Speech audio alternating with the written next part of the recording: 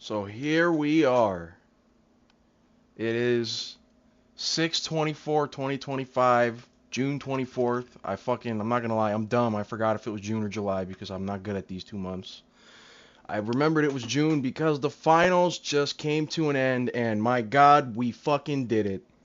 Oklahoma City 103, Indiana 91. The Thunder win game 7, and in turn win the whole damn tournament.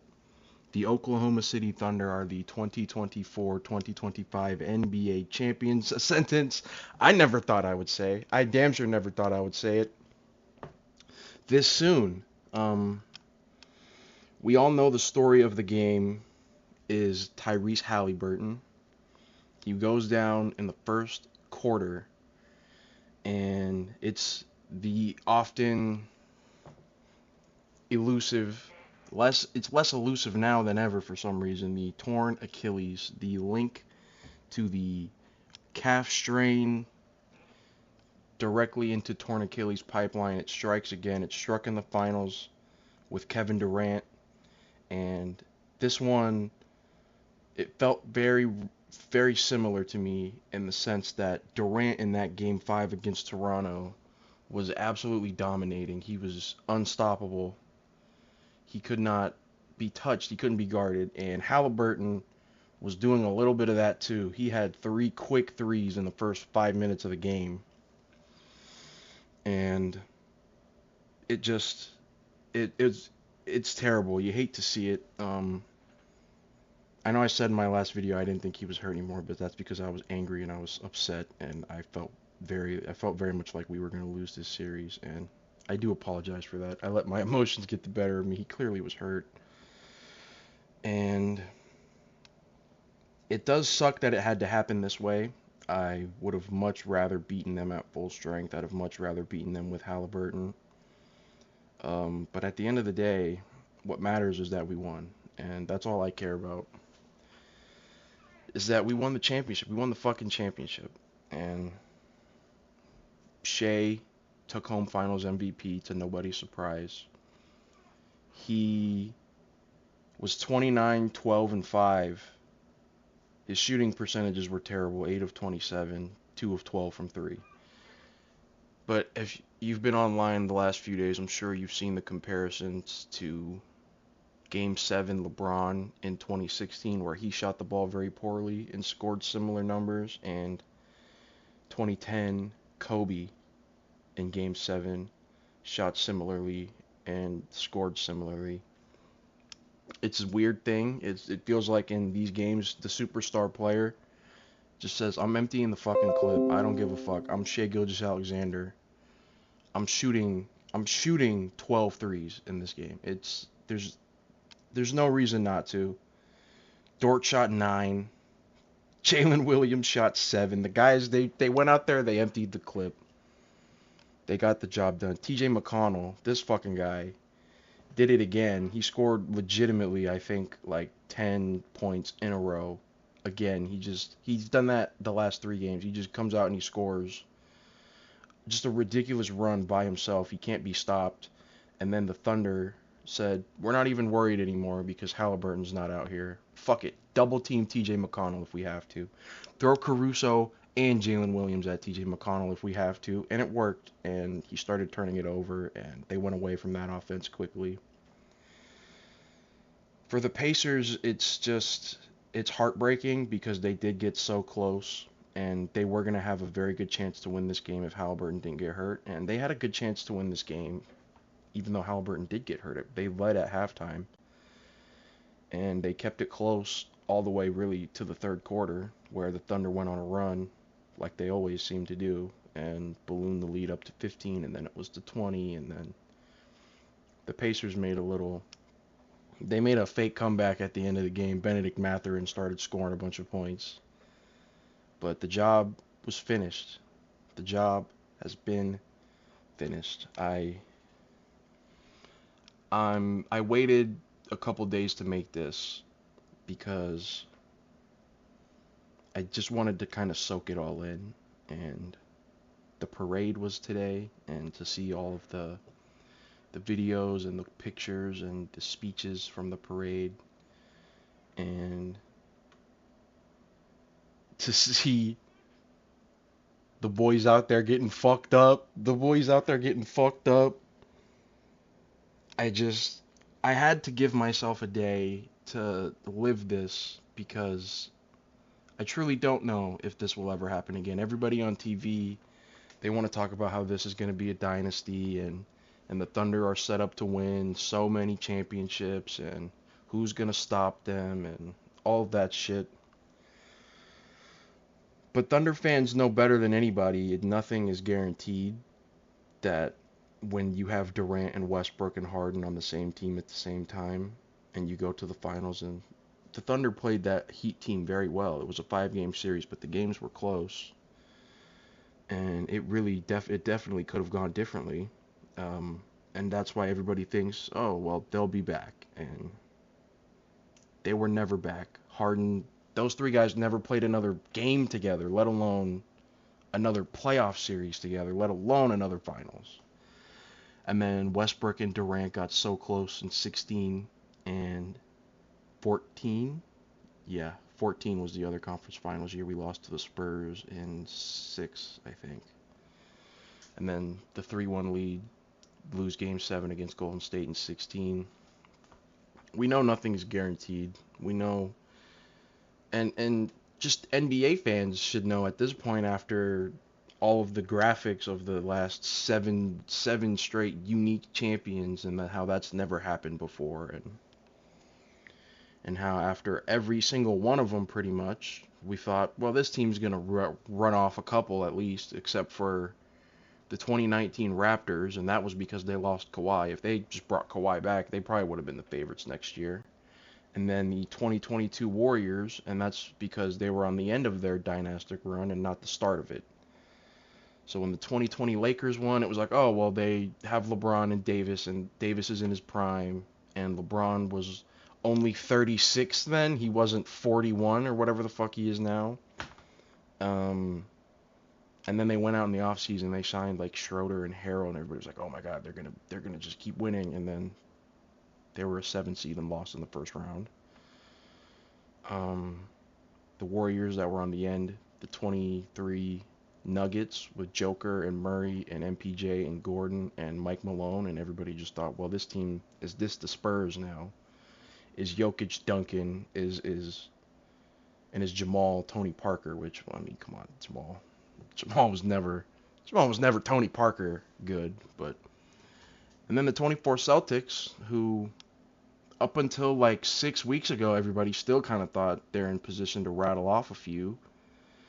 And then next thing you know, boom, just like that, Tatum's Achilles snaps, and now they're fucked for next year. They've already made a bunch of trades. They traded Holiday to Portland yesterday, and they traded Porzingis to Atlanta today.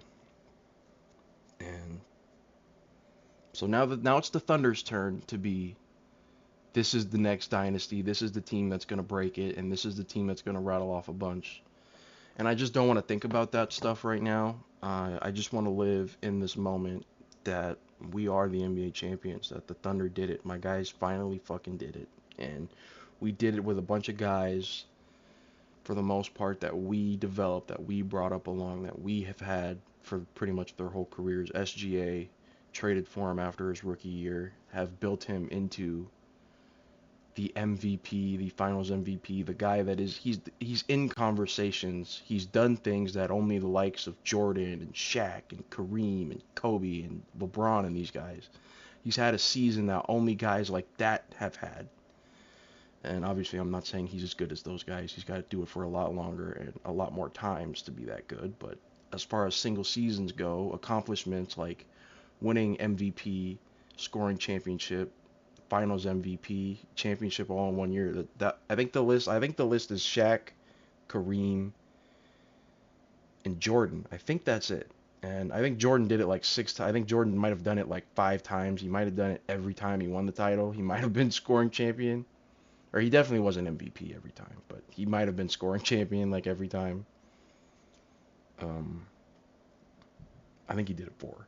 Point is, we saw Shea come in from the Clippers in 2019, 2020, and he was nothing more than the third guard in the famous, well, not famous, famous to Thunder fans, not famous to anybody else. You guys don't fucking probably remember the three guard lineup with Chris Paul and Dennis Schroeder. When Schroeder got robbed for Sixth Man of the Year, I'm still mad about that. We just won the title. I'm still mad that Dennis Schroeder didn't win Sixth Man of the Year that year. That was my fucking guy. I'm not that mad though. We did just win the title, but we've seen Shea grow into this player. I remember campaigning for Shea to be an all-star back in like 2021, and that was like, he didn't get it, and that felt like a gut punch. It felt like he got robbed. He got it, I think, in 22, and that felt like a big achievement. That was like, okay, here we go. It might have been, no, it was 23. We campaigned, Thunder fans, we campaigned for Shea to be an all-star from 2021. He didn't get it until 2023.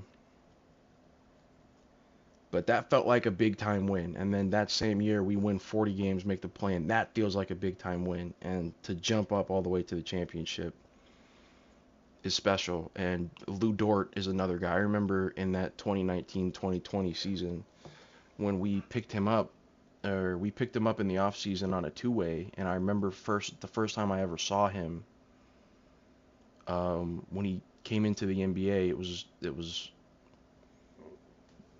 probably November. It was probably November. But I just remember watching him and being like, what the hell? Who the hell is this guy? Where did this guy come from? And why is he so good at defense? And why is he so fast? And what the fuck am I watching? And those two guys being still here and being the heart and soul, I would say Lou Dort is the heart and soul of this team. I just don't think you can get rid of that guy. There's been a lot of, well, Bill Simmons has said a lot. I listen to a lot of Bill Simmons these days. I'm one of those guys now. He says all the time he thinks that if the Thunder have to make any type of financial move to cut salary, that Dort might be the guy. But man, I just don't know how you let that go. I don't know how you can. I don't think you can. I think Lou Dort is like a true one of one player in the NBA. And I know a lot of people that aren't Thunder fans, they hate him. They say, "Oh, football player, he's a linebacker. He's not actually good. He gets away with fouls on every play." And I've watched his progression. I've seen the player he started as and the player he's become, and and the voice that he has in the locker room, the voice that the fans have for him, we fucking love that guy. We'll fucking go to war for that guy. And I just don't think you can trade that because you have to worry about salary. I think you have to say, Hartenstein, we love you, but we can't, or Caruso, or Isaiah Joe, or it would probably have to be Isaiah Joe plus, like, I don't know, Wallace. It's just, you have to make sure, if there's four guys that can stay on this team, it's obviously got to be the big three, and then to a lesser extent, Dort. I don't think you can replace Dort. And I know you can't really replace Caruso either, but you can't keep everybody. Hartenstein, I think you can replace, and I think we saw that throughout the finals and the conference finals, where he was awesome the whole season, and he was awesome in the first two rounds of the playoffs, and then the conference finals, he was just kind of eh. And then in the finals, he didn't really do anything. So it was like he really transitioned into just being the backup center, where for most of the season, he was the starting power forward and a very crucial piece of the offense. And he was less of that in the last two rounds. So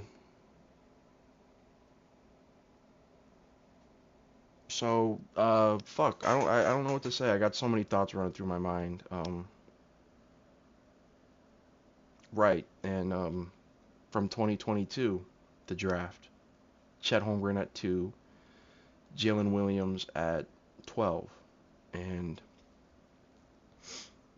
making that pick to get Chet when there was so much buzz about Jabari Smith Jr. and when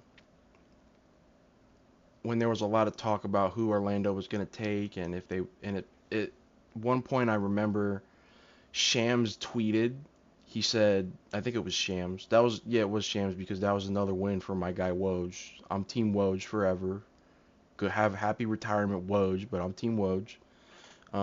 Shams said that Orlando was leaning towards taking Jabari number one, and that might have been a classic NBA draft smokescreen. That there might have been something real to that, but we didn't know. We had a good idea that Chet was going to be there. We didn't know who the other guy was going to be, and I do think Sam Presti knew no matter what he was taking Chet. I think if Orlando took Jabari, I think we would have taken Chet anyways, and Paolo would have fell to three, and everybody would have been like, "Oh, this travesty, Paolo Banchero." He would have went to Houston and cooked early, just like he did in Orlando, and they'd have been like, "Wow, they passed on two teams passed on this guy." Um, but I think it worked out perfectly for everybody. Um, I fucking love Chet. I remember before the draft, I had a lot of the same concerns that everybody did. I was like, "Oh, he's skinny. He's not big. Is he a center? Is he better off as a four?" And then if he's better off as a four, that creates lineup problems because as a team, you're going to be better off with Chet as your center. But is Chet? It was the Anthony. I had a little bit of the Anthony Davis question. I was like, is he going to want to play the four? But the team's going to need him to play the five, so he's going to be unhappy or he's not going to be playing as well. That's never been an issue. He's been a fucking rock solid center this whole time. He's gotten so much better at rebounding, and I think he's the best rim protector in the NBA. With respect to Wembanyama and with respect to the four-time Defensive Player of the Year Gobert, I think a lot of Wembanyama's blocks are just I'm 7'4" and I can just put my arm up and you're fucked. Chet's timing is just ridiculous. I could watch that guy block shots all day. The way he times it up, the way he gets them from behind, he'll go up with guys. He doesn't give a fuck. He's a true shot blocker. He had 5 blocks in Game 7, which is the new NBA Finals record, by the way. That is the new record. He passed Kevin Garnett's 4 from back in '08, which is another. It's just a really cool thing that record belongs to Chet, and I'm really happy for him for that. And we make a lot of jokes about Chet, the OD shooting 54 from tray ball or whatever the fuck, OD hang pulls or whatever the fuck he said, and the oxtails and cornbread or whatever he said. He says some dumb shit, that's for sure, but that's my fucking guy. I fucking love Chet. I love this whole team. I can't state it enough how much this means to me to do it with this team and with these guys, and I really do feel like I'm on the team. I really do feel like this was an accomplishment that I had, even though I know that's like the gayest thing anybody can ever say. That's like so gay. I'm like such a homo for that, but I don't give a fuck. This is my win. I won this too. I was on the fucking team. Fuck you. You can't take that away from me. Um, it's a special moment. It's something it's never guaranteed. You never know if it's going to happen even once, and you definitely don't know if it's going to happen multiple times. I can't explain it enough how good I have felt these last couple days, just seeing all the pictures and the tweets and making fun of all of the people that shit on us in the past and bringing up tweets from 2020 or 2019 or 2021 and just shitting on people on Twitter and just being like, yeah, fuck you, pussy. I don't give a fuck what you got to say. And it's been a blast. I've been posting over and over on my Instagram stories and my Snapchat stories, just photos and quotes, and it's felt great. And I really just want to enjoy it. I don't want to say anything bad about Indiana because they terrified the fuck out of me this whole series, and you know I try not to think about what would have happened if Halliburton didn't get hurt, because that game was gonna, I would have had a heart attack in that game, because that guy, I said it in one of my previous videos. I said Halliburton's gonna have a game where he scores and he goes for like 35. And I said we're gonna have to win that game. And in the end, he didn't end up having that game, but it looks like Game 7 was about to be that game. It looks like he was about to have that scoring outburst game, and obviously we would have had to win the game. I think we would have done it anyways. I think we could have done it anyways. As far as the whole asterisk thing goes, I think it's a I think it's an ESPN conversation. I don't think it's a human being conversation. I don't think real people should put asterisks on anything on championships, because they all they all have asterisks if you God damn. They all they all have an asterisk if you really look down at every championship and every path. People were saying, "Oh, Ja got hurt in the first round." Oh, yeah, all right. Do people really buy into the idea that they had us figured out? Do people really think that they were gonna make that a series? They clearly weren't gonna make that a series. They might have won that game 3, but they weren't gonna win game 4. They damn sure weren't gonna win game 5. And Denver, they say Aaron Gordon, and that was a one game thing, and they say MPJ, which is fair because MPJ was hurt that whole series. But again, that happens to every team. That happens all the time. Conference finals, I don't know. Somebody probably got hurt in the conference finals that they point at too and say, "Oh, they only beat the Wolves in 5 and dominated them because they didn't have Rob Dillingham." No, Rob Dillingham doesn't fucking play. Which is that, by the way, that's an off-season thing. I'm gonna look. Why the fuck they traded a first-round pick? I think they traded their first-round pick this year or like in the next few years to move up to get that guy, and then just didn't play him all year. That was weird. He was healthy. He came into the game in garbage time against OKC. I didn't understand. Maybe he's just not as good as I thought he was. Anyways, that's a topic for another day. Um, and then they're gonna say Halliburton for this one, and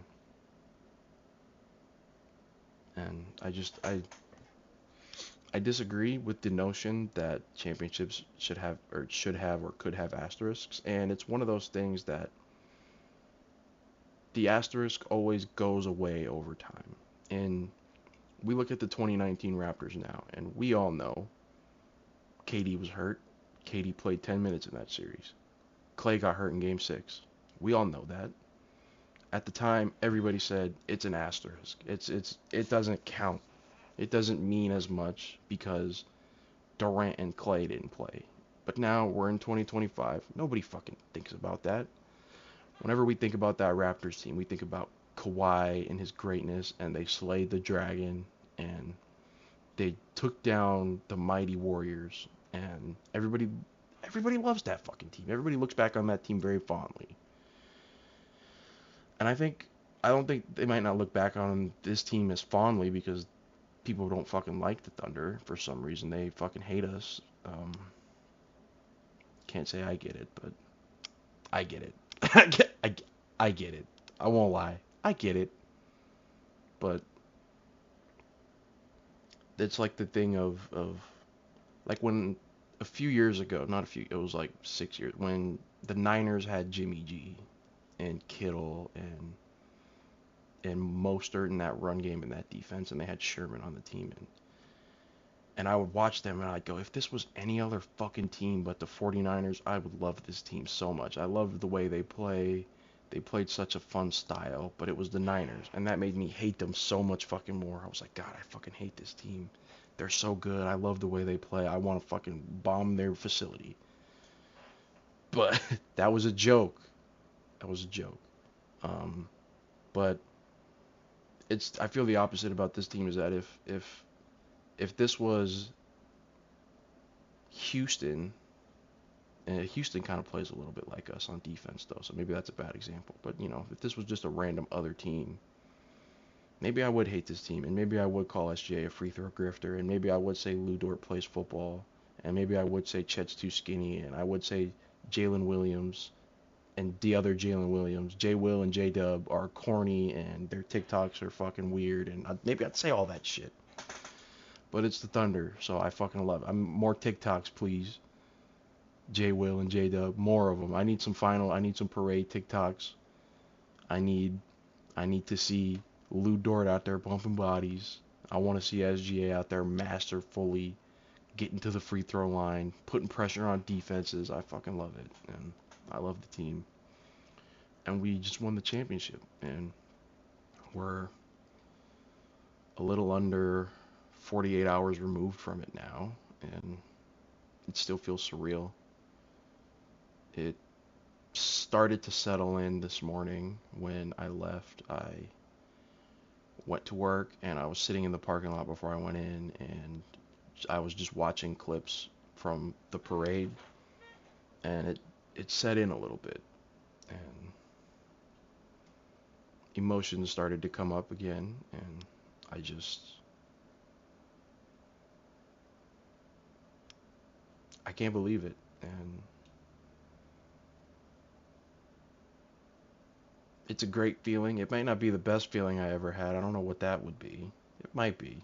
It might have been the greatest. It might have been the greatest feeling I ever had. Um, I'm really exposing myself now for how much of a fucking loser I am. But I don't give a fuck. There's gonna probably be 8 views on this video anyways. Um, but I can't explain it. It's something you have to. It's hard. It's one of those things you have to experience for yourself. Yet none of us can control whether it happens or not. None of us can control if our team is going to win an NBA championship or a Super Bowl or World Series or Stanley Cup or whatever league it is, whatever the WNBA trophy is for the WNBA fans out there, whatever the rugby league trophy is for the Bruvs over in fucking what's it called, and or like a World Cup or something. It's something that the feeling you have to experience, and I know a lot of people watching this video are probably Seahawks fans, and we can all remember 2013 and beating Denver and just how good that felt, even if we were kids and we might not have fully understood what was going on. It still was awesome, and I can say that for me, even at 21, it felt fucking aw- it felt great to watch the guys that I've seen grow in the league and become become the players they are today right in front of my own eyes, from J Dub with the afro as a rookie to Alex Caruso on the Lakers with you know whatever that haircut was, to Isaiah Hartenstein. I remember Isaiah Hartenstein on probably 2K17 or 18 as a rookie on Houston, and he had a bronze card, and I swear I pulled that bronze card so many fucking times it pissed me off. But to see him go from a bronze card that pissed me off to NBA champion and all the teams he's played for, Clippers and Denver and the Knicks, and I feel like one more, but I don't remember. Um, no, it's a feeling that I think it only gets better with time, and it's more exciting as more years pass without one, or just getting older and noticing things differently and watching the game differently. And a few years ago, I learned to watch basketball and not just watch the ball, and to watch the sets that teams were running, and to watch the plays, and to see how things developed in defensive rotations and swings and all that stuff. And it's something that this Thunder team does so well on defense is rotation, and watching the way rotation is, I should probably explain it. So when a team doubles, so say Shea and Dort double Halliburton, that means there's somebody open. So maybe J-Dub is in the corner, maybe he's on Siakam in the corner, and Nembhard is on the wing, and Siakam or Halliburton swings to Nembhard, Dub rotates over from Siakam to Nembhard, and then Chet or Hartenstein or somebody comes out of the paint, rotates over, covers Siakam in the corner. That gives everybody time to kind of set back, and that's something this Thunder defense does so well because they've became so good at double teaming where it feels like nobody is open because they're so quick with doubles, they're so effective with doubles, and they rotate just so effectively, so efficiently, quick. It's like you think you're wide open and then you've got a hand in your face, like just like that. So watching that all year long this year and watching it last year, it was very good last year. It wasn't this good, obviously, because we exchanged Josh Giddey for Alex Caruso, and Caruso took this defense to another level. I still can't believe the NBA. We let that guy play in Chicago for 3 years. We let him waste three prime. We let the Bulls waste 3 prime years of Alex Caruso playing with fucking DeMar DeRozan and Nikola Vucevic and Zach LaVine doing fucking nothing. That pisses me off. It pisses me off that the NBA let that happen, but it also makes me happy knowing that we got him in the end and that it worked out and that he got another ring out of it. So, I'm rambling, I'm mumbling, I'm stumbling. Rumbling, bumbling, stumbling, baby, that's me. Fuck, what was that? There was a meme about that. I don't remember. Um, but I know probably nobody was waiting for this video actually. I was gonna say I know you've been waiting for this video, but nobody's probably been waiting for this video. Maybe Whitey, yes, shout out my boy. But I had to give myself some time to really digest this, to really sink in that we got the job done. And after game 6, obviously if you saw my game 6 video, I was very fucking mad. I was feeling all of the anxieties about what a game 7 brings and what a game 7 in the fucking NBA finals brings. But it was worth it, and it was not wasted. We got the 84th win. Shea got the Triple Crown MVP, scoring champ, finals MVP. Shea and Jalen Williams were, I think, second all time in combined scoring by a duo in a finals series behind, I don't remember if they were behind Jordan and Pippen or LeBron and Kyrie, but they were sandwiched in between those two duos, and that's ridiculous company to be in, especially this fast. Jalen Williams is in year 3, and Shea at 27, and it's special. It's a special team that we got to watch this year, and nobody believed anyways. Everybody too young. Shea's not that good. Jalen Williams isn't good enough. He's a foul merchant. Chet's not strong enough. Dort can't hit threes enough, and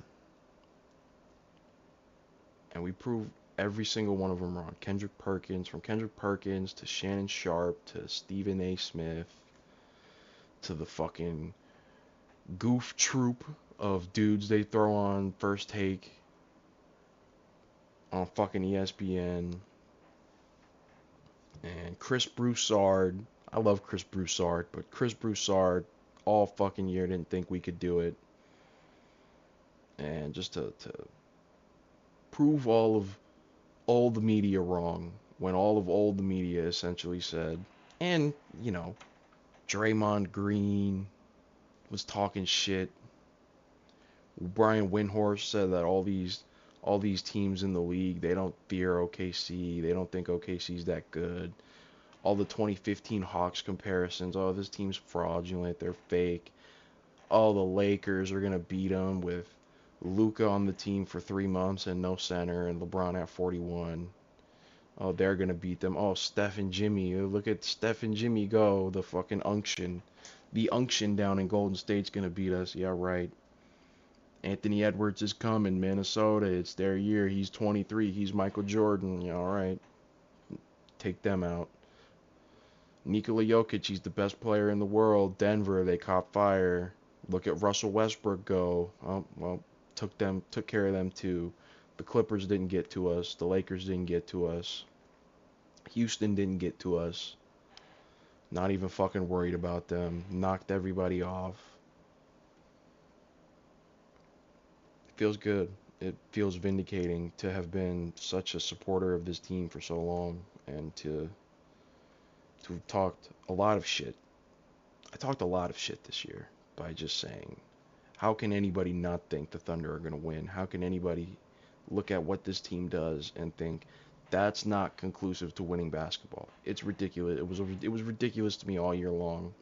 It pissed me off every time I saw somebody talk about they're too young, they're not good enough, all that shit. It pissed me off beyond belief.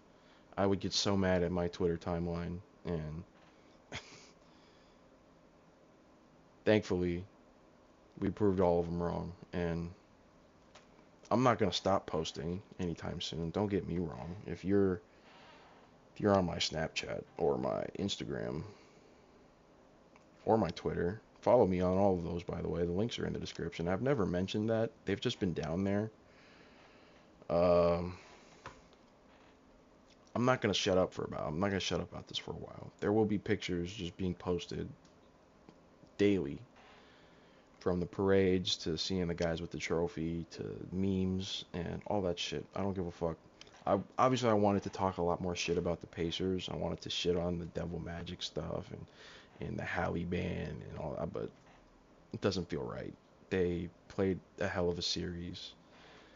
The Devil Magic shit was funny. Um, it's funny now. It was terrifying at the time. 48 hours ago it was terrifying. Right now it's funny. But yeah, the Halliburton injury really kind of fucked all that up. I'm not gonna do that. I'm not gonna make jokes because that's a hell of a team. They competed their asses off. They proved to me that they're a championship level team, and it does suck we're not gonna get to see them next year at full strength because of Halliburton's Achilles. And the East is as wide open. The weak East just keeps getting weaker because even the good teams in the weak East are fucking losing everybody. Boston, the Pacers now without Halliburton. The Knicks don't have a coach still. They fired the coach. Well, they fired their coach like 2 weeks ago. They still don't have a coach. Um, Dame's out for Milwaukee, so they're not trading Giannis, but they're fucked. And then it's like Detroit and Orlando. Which one of them is going to take a step up? Kind of like Indiana did this year, where Indiana said, no, last year's conference finals run wasn't a fluke. We are this good. We can compete in this conference for years to come. And they proved that this year, and unfortunately, we're going to be in Cleveland, we're going to be without Hallie next year, but Cleveland too. 64 wins or 65 wins or whatever. Um, they have a lot to prove next year too. They have a lot to prove because they were the number one seed, won all those games this year, and I just mentioned like 6 teams before I mentioned Cleveland. So, and I don't even think necessarily they have to make roster changes. They just have to come back and prove it. I think the roster's good. I mean, maybe you trade Allen, but maybe you pick one of Allen or Garland and move them and try to get somebody else. But I don't know. I do worry about small guard backcourt, Garland, Mitchell. Neither one are great defenders. Both of them are best when they have the ball. I do worry about that, but the fact that they also have twin towers with Allen and Mobley is a little relieving of that. I don't know. We'll see. They're an interesting team. I'd love to see them go on a run next year, and they are probably the favorites in the East. Maybe it's the Knicks. But those are two very flawed teams, and the fact that both of those teams are going to be the favorites, and And that it's just the weak East keeps getting weaker, and it looked like Boston maybe was going to break it and was going to be the next dynasty, and they just can't now. Not until 2027, which sucks. It really sucks for them. But fuck Boston. Fuck. The Celtics don't need another goddamn dynasty. Fuck them.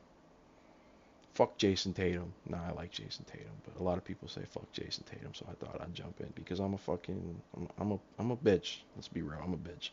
Um, I don't think I have anything left to say. I mean, obviously I have a lot to say, but I'm not going to talk here for 4 hours. It's already been 40 minutes. The last time I went 40 minutes, like 5 people watched it, so hopefully we can get to 6 this time.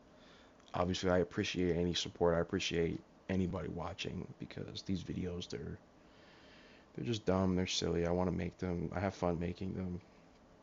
Um, I'll admit it. I've listened to them. I've watched them on my own time. Yeah, I've watched my own videos. Fuck it. Who cares? We're emotional today. We're breaking down at this point. Um, Thank you guys for coming on this journey with me.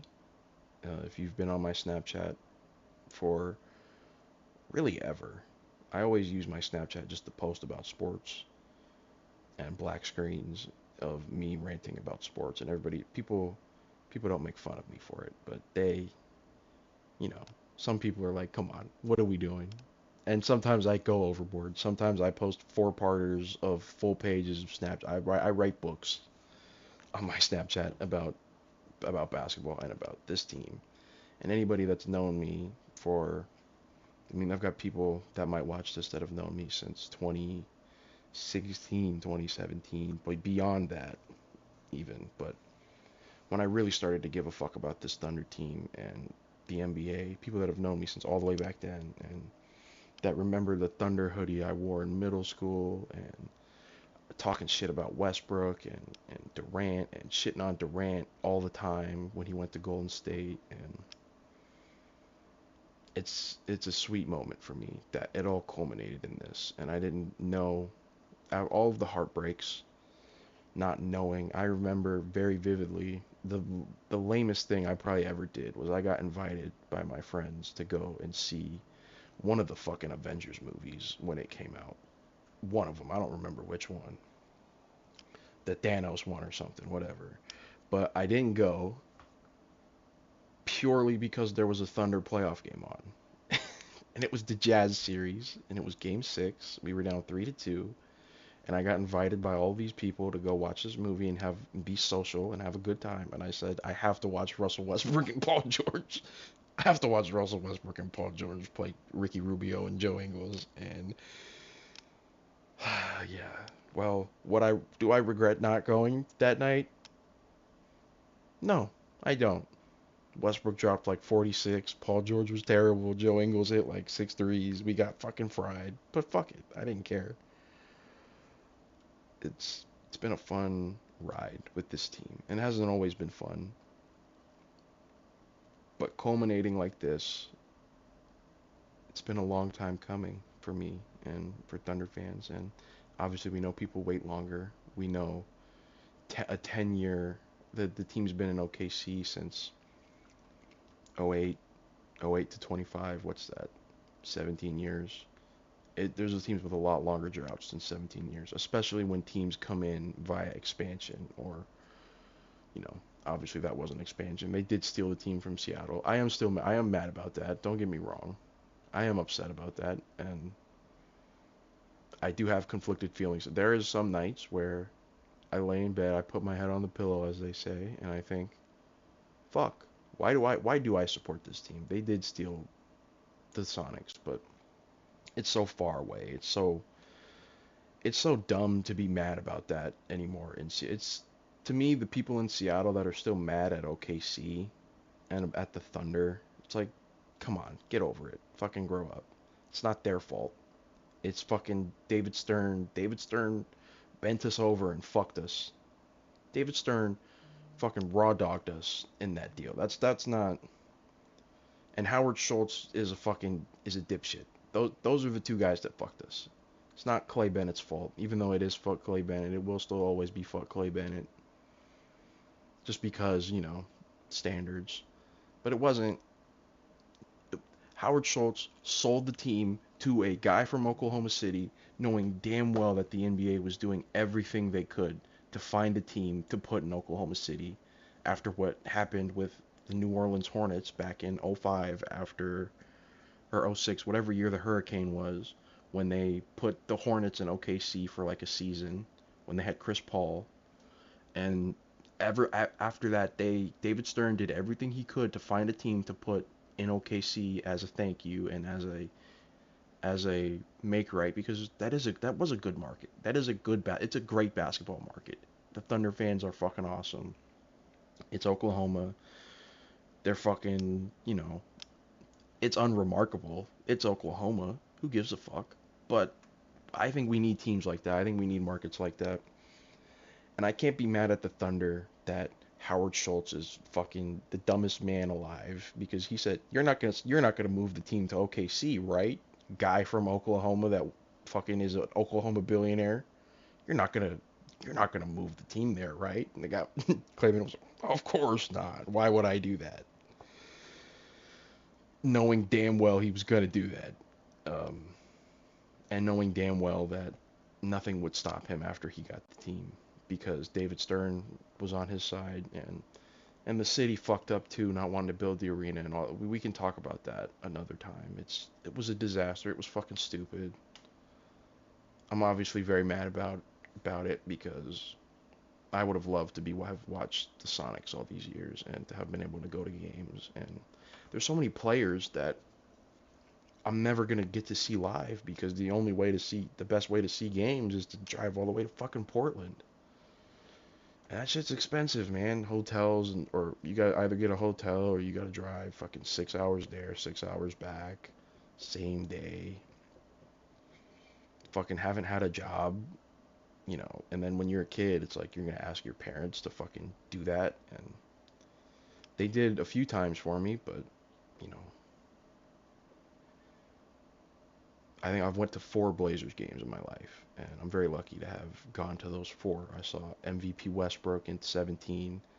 I saw Westbrook and George in '18, because Melo didn't fucking play and Patrick Patterson started that game, and Patrick Patterson was awful. I talked about that in one of the videos too, and we signed Patrick Patterson and he sucked. I saw that team and I saw Patrick Patterson play as the starting power forward, and he was fucking terrible. He was awful in that game. And then I went and saw again in '19, and in 2021 or 2022, I saw the Lakers. I went and saw LeBron and Davis, and Westbrook was on the team, but he didn't play. So every game I've ever gone to, Westbrook's been on. He was on OKC when I went the 3 times, and he was on the Lakers when I went the 1 time.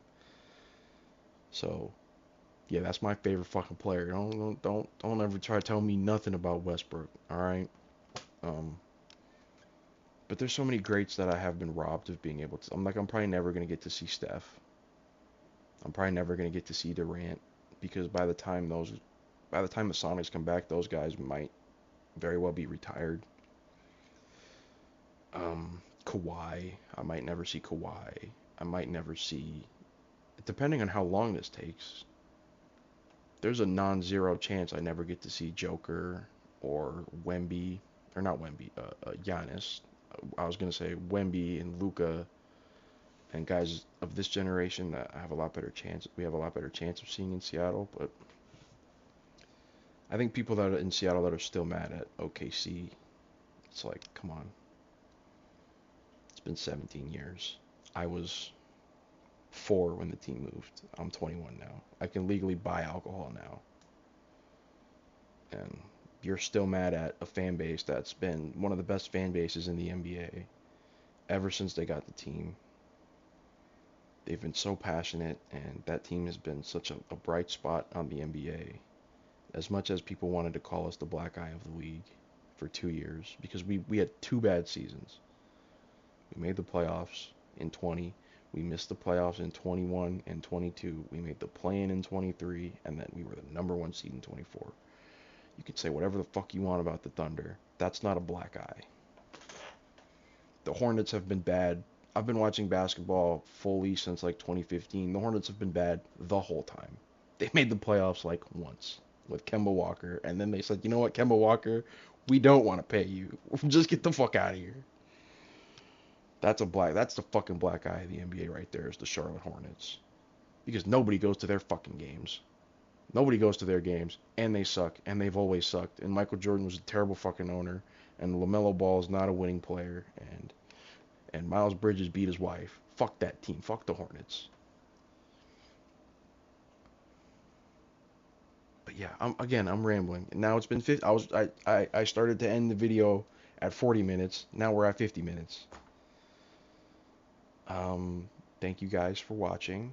Thank you for supporting. Like, comment, subscribe, post notifications bell. Help your boy out. And I sign off of this video, signing off the 2024-2025 NBA seasons, celebrating that Oklahoma City has got the job done, that we are NBA champions. And that just means so much to me. Yeah, that's it.